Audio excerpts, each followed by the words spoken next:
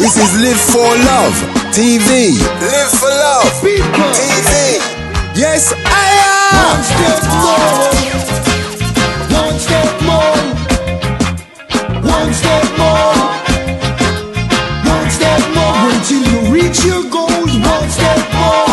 Save them soul. One step more. One step more. How good it is to reach the Live for Love TV. This is Live for Love TV. Live for Love TV.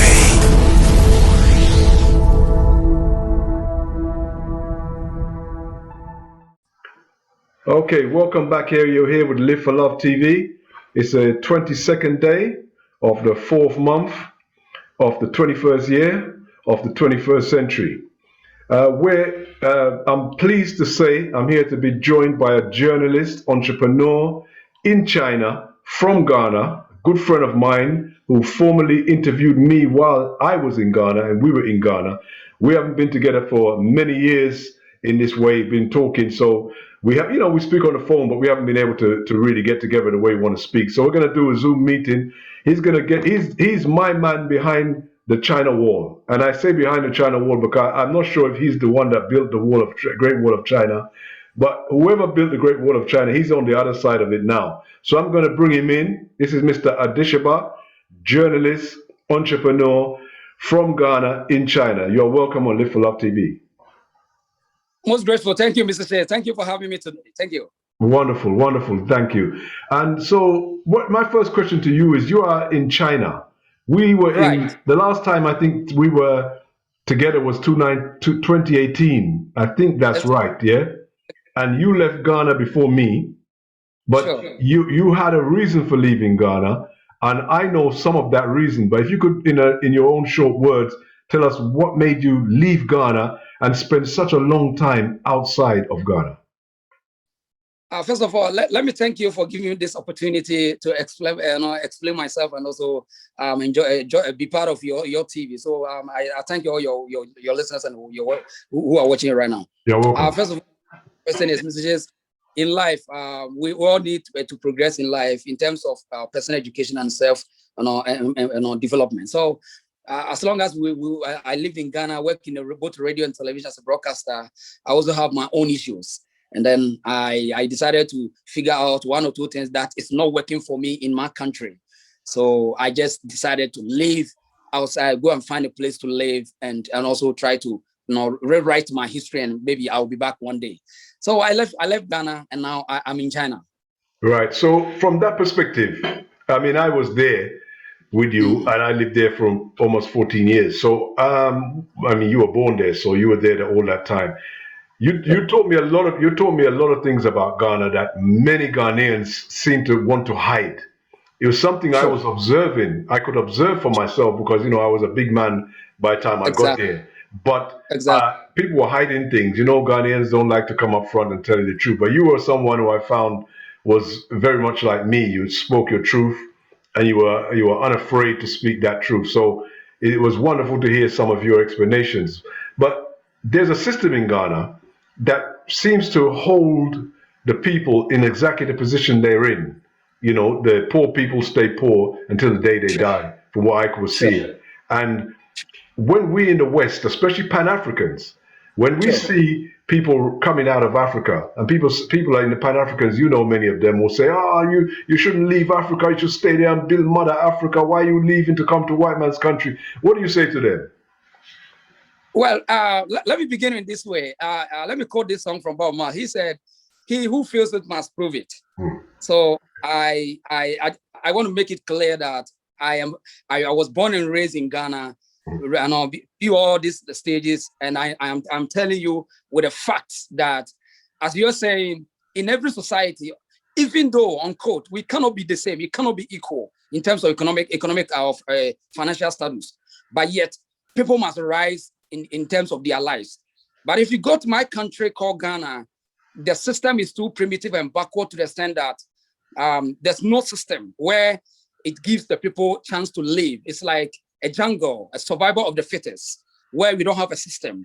Like you living in UK or America or Canada, Australia or whatever, or even in China here, we don't have a system we just have leadership. We just have old people with old thinking, where we are controlled with chief system, political system, and religious beliefs, and all this comes together. It always reduces the thinking of the people, and it doesn't rise them in terms of rising themselves. So they always come down. And secondly, we don't have a good system in terms of education, in terms of hospitals, security. Everything is not good the way we have brought in. So it's like we are in sorrow. And if you raise a child in Africa, unless the father is so aggressive and so determined, you lose it. That's why a lot of Africans, when we travel, we become so powerful. But when you are there, something gets wrong. So, Mr. Chen, if you are asking about Ghana, there's no system. If you live in UK, human beings must live, but it's not the same in Ghana. And this is a reality. If you doesn't live with the people, you won't see the character and the culture of the people. It's very terrible that you see the culture of people where people believe at 21st century that there's a spirit in the river, there's a ghost, there's a witch. But hold on. You've gone to where I wanted to go to, because I've always heard from the Pan-African and from other people in the West that we black people, that's you, Mr. Odehyeeba, you are more spiritual than anybody else. That's what I always hear. You are a spiritual people. So come with it, my brother. Come with it, because you are saying that spiritual thing is not a positive thing. Let me hear it. Let me hear it from you. Right. The reason why I'm saying that, and I wish my brothers and sisters who are living abroad in the diaspora, who some of them call themselves Pan-Africans. I'm just giving them a free education here. With all due respect, I that there's no spiritual support that has helped Facebook or YouTube or anything to build anything. But in the course of human life, human integrity or human projection, no one can determine, can even assume, or can say, a spirit will help me to build a phone. Spirit will help me to build a road. Spirit will help me. No, it doesn't work like that. It's only insane people. Sorry to use my words. He become insane to say the spirit will help me to run. The spirit will help me to jump. This is insanity. And here is the case. You find it in my country called Ghana, where every day people just don't want to be responsible. Let me use that word. They just don't want to be responsible. So everything, when you say road accident, they will say it's a spirit. When someone rapes someone, they say it's a spirit. Right. When a pastor dupes someone, they say it's a spirit talking to me. When politicians become incompetent, they say the spirit, well, let's pray to the God, because the spirits are working us so that is the spirit that's reduced our currency. Now, if you go to Ghana, you will take small pounds and take it to Ghana. It becomes huge because the country doesn't value. It's because we are a country of where we don't produce anything. We are consumers. We are just consumers because the mindset is not working. No one is coming out with any probable idea, and you don't have a system where it will identify talents. So we don't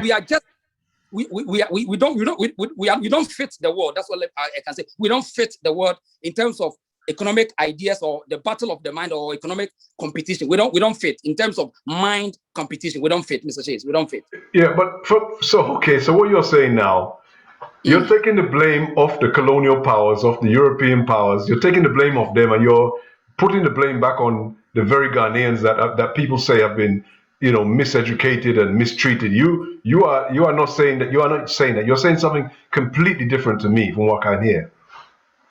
Yeah, that is a painful truth, that we cannot continue to blame the so-called colonial master. We cannot continue to do that. If you continue to do that, then we will be irresponsible in the first class.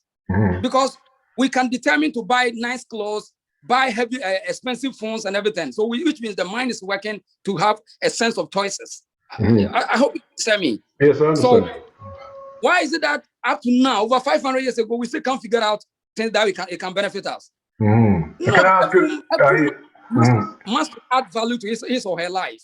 So, with all due respect, I'm sorry. If you call yourself a Pan-Africanist and you still believe that your people must still believe in this primitive thinking, where they have believed in the church, they have believed in the idols, they have believed in the water, they have believed in trees, that this useless thing can help them to progress. I'm sorry. This is just a madness where other people are using their brain to create phones, to create clothes and shirts, boots and everything for us. And yet you still, a poor libation, do this. no, this is the, let me make it clear here. There's a difference between traditional practices and foolishness practices. Yes, Okay. this is the fact. Every country or every society have a culture, a tradition, but tradition must be dynamic. So upon century, our culture is our culture dynamic, our tradition is dynamic? No, we are still in a static, a rigid place. That's why it comes to the same as constitution. Our constitution is rigid. So can I say? Can I ask you this? So the things you are saying, the things you are saying is quite hard hitting, and I can just see some people in Ghana or Pan Africans around the world becoming, infuriated by that. But they're going to be angry. So, knowing Ghana, are you sure? Are you confident in what you're saying? Knowing that somebody today will go to the river and they will put a spell on you right now where you are in China, you'll be in trouble. Oh, this is a funny thing. It happened today that I'm talking to you. That's why I call it still living in a primitive society called Ghana. If to all major cities and major places in Ghana, people can still kill you. In this 21st century, test you with alcohol and egg. That someone say, if we don't, sorry to use my, if you go and chase someone's wife, someone can tell you, oh, I'll take you to my juju or my, so they call it black power to possess you, and I'll kill you with gods. Meanwhile, someone is manufacturing guns to kill you. Someone Chinese are manufacturing sophisticated weapons, and you are still putting yourself depending on the spirit in the river and the tree. Oh my goodness. So without due respect, my brothers and sisters who are Pan-Africanists, I think they are lucky for you, to Mr. Chase. You are coming out, and we those people that we are born and raised in Ghana, in Africa, that we understand what it takes to live in Africa. They better contact us so that we will help them in terms when they want to go and stay in that system. We will help them. Okay, so that's excellent. Thanks for that background on some of the liberty in Africa. But you're now in China, and many people would say, "But hold on a minute, China is a very repressive society, a communist society, a society that controls." Are you suggesting that Africa controls its people, the poor people especially, even worse than the Chinese, repress their people? Are you suggesting that? Fantastic. Every society, as you said, have their own rules which suit their own people. Every society. Now, if you come to China, the belief that we have back in the days about Chinese people is not the same thing. In terms of the governance system, everybody knows that it's a communist country. That's fantastic. But when it comes to how to cherish the lives of the people, Africans cannot compare themselves to Chinese in any figure. Their citizens, they dehumanize their citizens more 100 times than Chinese. Wow. That's a simple, and that's a fact, and no one can challenge it. That's why Africans, Jamaicans, South Americans, North Americans live in China, and they are now heroes in China. I mean, I think that even though you are giving us the facts on the ground, I think the evidence is clear. You don't see people on boats, Chinese people on boats, trying to get out of China the way we do out of Africa. There must be, there has to be something to that. There has to be something to that. So you've been in China for 3 years or plus, something like that. 3 years. Exactly 3 years. Okay. And how you found business and work in China as an African, because you're an immigrant there. So how do you find lifestyle, your work lifestyle, or your day to day? Right, Mr. Chess. On the issue of the mainland China here, they also have issues in terms of they see their citizens as first before any foreigner. So they have a respect in the stages. So where in this, the whole world, it's like everybody would say, so-called black people doesn't have respect in anywhere. And the fact is, when you come from Africa, because the way we have put ourselves there, no one respects us. No one gives us, whether you like it or not, you can go and bend the sea. No one respects you unless you prove yourself. So that's another. So if you are from Africa, you come to China, because of their population and their standard of living and everything, they make sure everything, you have to do everything by Chinese. You have to do it by Chinese. You have no choice. So if you do business, the business that you are doing, it's supposed to be Chinese first, China first. Right. So in terms of coming here, if you're a foreigner from Africa, the only thing you can use your mind is maybe you can do some 1 or 2 things to turn around to survive. You can't just have a good living because maybe what you don't have anything. And the simple mathematics is in China here, they are saying that what are you bringing to the country? What are you bringing? Right. And the majority of Africans, we don't bring anything to any country. We just go there to look for something. That's a fact. And Europeans, China with seed money, they come there with capital. Right. Americans come with capital, a lot of them. But majority of Africans, we come here with nothing. So the system hates us. The system doesn't go well with us. So until we get ourselves where we're gonna organize ourselves well, we don't have a good living as the way we want. But yet it is good, 99% good than living in Ghana.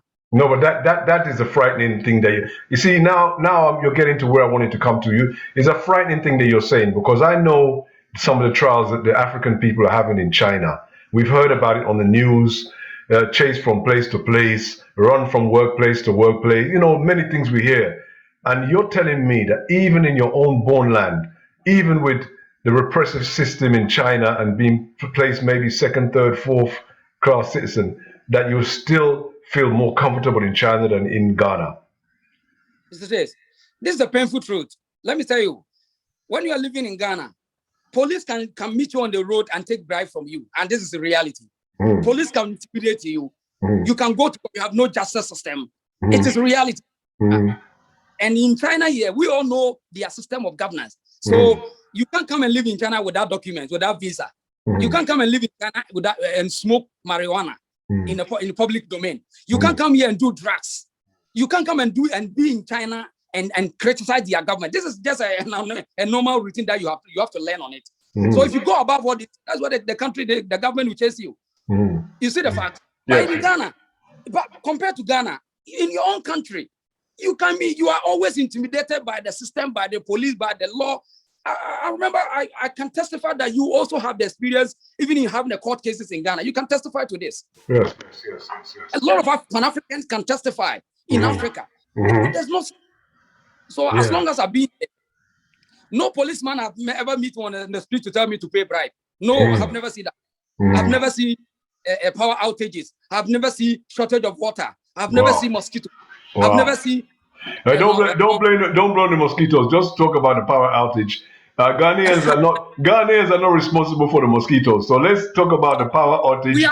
No, Mr. Yes, we are responsible for mosquitoes. You can ask me why. I know you're going to say we don't keep the environment clean and stuff like that. I know. Exactly. So we are responsible for mosquitoes because the system is too dirty.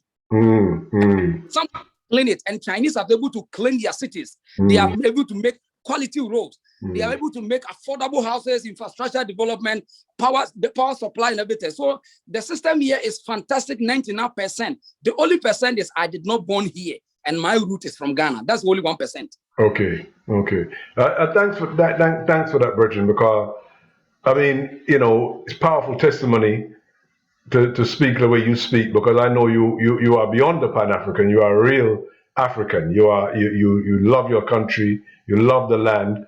I was there watching you when you were working on the TV, on the journalist, out in things, and I was worried for you many a time. Very worried for you, because in Ghana, you dare not criticize a chief in Ghana. Exactly. You dare not criticize certain political powers in Ghana. People seem to think that what they do when they talk about Donald Trump and all these people and the Queen, and that they think they can do that in Ghana. I invite them to go down there and try it. Exactly. And Mr. Chase, the TV that I invited you once upon a time, because of the way I criticize politicians, I talk about bad things happening in the country. They close the TV down. They close it down because of me. Yeah, I know the power they have. I've seen the power structures in Africa. I've seen them. And to be honest with you, I had to, because of my psychology growing up as a black man, I had to go to Africa to see it for myself. Maybe if somebody had told me like you, I wouldn't have believed, Exactly. So I had to go and see it for myself, and so I can testify to what you're saying is correct. And if I think you're not saying something correct, I will definitely pull you up on it. But so what's the future for Odehyeeba in China or anywhere going forward from here? What's your future? Because it doesn't sound like you'll be setting up home in Ghana any day soon. Right. I decided to go back there, but the fact is, I am a person that I don't have identity now. I don't limit myself. I think I'll be beyond. I think beyond Ghana. I think above Ghana. Yes, and I don't limit myself to any country. Even here, I can live at any time. I can even that it will restrict me. Is I have one baby here. Man have to give children. So, okay. Wow, interesting. So you have a child with a Chinese lady? Exactly. I have one Chinese, beautiful kid here, baby girl here. And so, is that accepted in China? How does a Chinese treat a Chinese lady who has a child with an African man? How do the Chinese in general treat her? Right. On the issue of those family issues, Chinese have their system that they still have been grown to a certain level of understanding interracial marriages. Yet you can marry your citizens, but in terms of nation of opportunities and all these things, when you are a foreigner, you don't get it. When you get the child is not a Chinese, they treat you as a foreigner.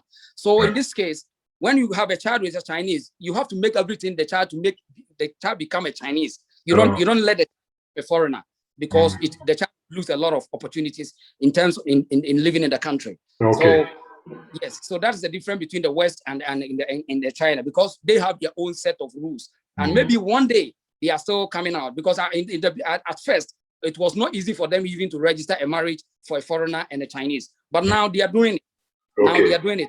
So they still have this backward mindset of they don't like foreigners, they don't want to see misraised children and all these things. But now they can't do anything about nature, so it is happening. So that is why. And secondly, you can't take a Chinese child outside unless he's above 18 years and decide by him or herself. So my child, even if I want to live, he cannot live with me. She cannot live with me. Okay. Yes, that's very interesting. I mean, that's going to be revealing to people. I didn't know that. I never heard of such a thing. Okay, that's very, very interesting. So are you still doing, because I know you're still active on social media in Ghana and stuff like that. So are you actually doing journalist work in Ghana via the social media, or are you still doing any journalist work at all now? Right. Thank you for that question. The fact is, they always say, once a soldier, always a soldier. This is my career, and even in China, I am one of the persons that I always stood in to help Ghanaians, especially Ghanaians. I help them in all manners in terms of communications and all these things, dealing with the government and the people. I am one of the live here. But the fact is, in China here, they are not able to understand democracy or the freedom of the press. So I am being very careful in terms of exposing myself as a broadcaster, because they may think that maybe you are here to spy them, because as long as we all know the government system. So I'm being very careful. So now, when I want to do something in terms of maybe coming out in the social media to do something, which people are you doing it for them? I am doing it for the same my people in Ghana, but they are the same people that they don't want to listen, they don't want to learn. So in this world, in order to help others, you must help yourself first. No one can help without helping himself. So I need to put myself in a greater position so that I can help the so-called the people who are down. I'm glad to hear you speak like that, because I remember when you were in Ghana and you were doing the journalist work, going from pillar to post, here, up and down, and trying to help everybody. I couldn't understand what you was doing. You seemed to be moving in a certain way where you were forgetting about yourself. Exactly. And so it's good to hear that you've made that change, because you have to put yourself in a strong position first. Yeah. So, and in China here, to foreigners in the documentation and papers and everything is difficult sometimes. So all these things you need to package yourself, put yourself where. So I have my own company here where I'm trying to do one or two things and try to help myself first. When I help myself, I will find a way and I'll come back, because as long as we have life, the career is there, and I'm always addressing myself with current issues, and I understand what is going on in the world. And I'm still studying the Chinese system, their history and culture, global politics, globalization, and economic empowerment and everything. I'm still studying it by my own small way. So the mind is still growing, and one day maybe I'll set my own television station or my own online radio, and I'll start to expose my books and my videos and my everything. So I'm doing things on the ground, on the low, and one day it will. Okay. So do you speak Chinese? By the way. Exactly. Well, once you go to Rome, do the Romans do. So as long as I live in China, the basis of their language, I can understand and I can also speak something. Yeah. Oh, okay. That's good. That's very, very good. I mean, you could probably, if you came back to Ghana or go back to Ghana, you could even become a translator because there's so many Chinese people in Ghana right now. Exactly. So there's a career there for you. Yeah, it is not worthy to work for someone. I must work for my own. So I cannot be a Yeah, no, I understand that, but I was just putting that out there that there's always things for you to do. There's always things for you to do. Okay, wonderful. But listen, we're gonna get back to you, because we, as you know, when we go across Zoom and we're coming across the Great China Wall, we don't have much time before all lines are closed. But it's been good talking to you today, Odehyeeba. Good seeing you again, my brother. Seems like you are in good spirits as usual. You're strong. The lion must always survive in anywhere it finds itself. Yes, sir. So that's wonderful. So thanks for joining us on Live for Love TV. You can send out any greetings to anyone in Ghana. People from Ghana watch Live for Love TV too. Sure. First of all, let me thank all your viewers across the globe, our brothers, Pan-Africans, our brothers from the diaspora. Be careful. The Pan-Africans will be looking for you after this. Be careful. I want to meet them and help them, give them free consultation when they want to sort. Yeah. And I can give you this. If you want to invite them, we'll have a dialogue because I have experience in Ghana and they also have experience in America or Canada, Australia. So they have to me and I help them. No problem. I wish I can meet them one day. Then we all have a discussion in terms of projecting and promoting Africa. Yeah. So we have parts to make sure Africa becomes a good land. But today, I salute them and I salute everybody watching me in Ghana and everywhere you see me. We are still alive. I wish you all the best. Keep on logging into Live for Love TV, Live for Love TV, messages, respect. And I wish you all the best from Jamaica to Africa to Asia to everywhere. Watch it and go and subscribe. Subscribe to Live for Love TV. There's a lot more coming down. I wish you, and I trust me, there's a lot coming. Thank you very much. Thank you, my brother. Thank you very much. And I want people to know I didn't pay you to say that, yeah? Respect. From my heart. Yeah, man, take care. Yes, brother. Every time. Take care, Odehyeeba. We'll talk again soon. Bless. One love. This is Live for Love TV. Live for Love TV. Yes, I am. One step more. One step more. This is Live for Love TV.